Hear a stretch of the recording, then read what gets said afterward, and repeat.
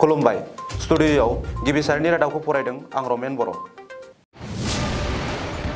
कार्बि आंलंआव सानै ड्राग्स फालांगिरि हमदों, 8 कोटी रांनि ड्राग्स जब्द खालामदों।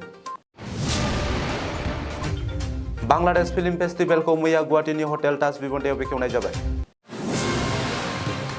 माजुलि उफ्रा बिसायख'थिनि थाखाय खुंथाय दोलो आरो बेरेखा दोलोनि बिजाथिफोरा न' थांनानै बिसायख'थि फोसावदिंहैदों माजुलियाव।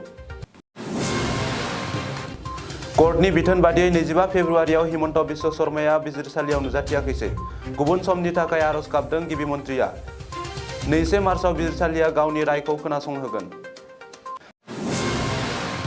एमएलए लरेन्स इस्लारिखौ क'क्राझार जिल्ला इउपिपिएलनि आफादगिरि महरै सायख'बाय आरो नेहाथारि महरै अमूल्य सूत्रधर आरो सुराज मुसाहारि।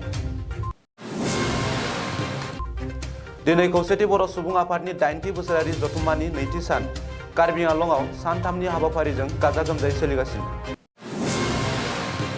150 फुट गोजौ लाचित बरफुकननि मुसुखा लुगोन होननानै फोसावदों डक्टर हिमन्त बिश्व शर्माया।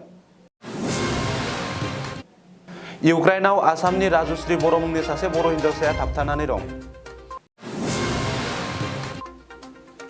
आसाम सरकारा गंनैसो गामिखौ मेघालयनो हगारना होबाय होननानै गार'नि मोन7 माहारियारि आफादा गं 85 गामिनि रायजोफोरखौ लानानै सयगावनि सान्तिपुराव सोमावसारदों।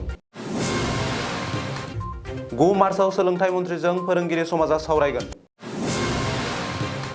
28 फेब्रुआरियाव जानो गोनां सोमावसारनायखौ बोखांनानै लाफिनबाय सर्व शिक्षा फोरोंगिरि आफादा।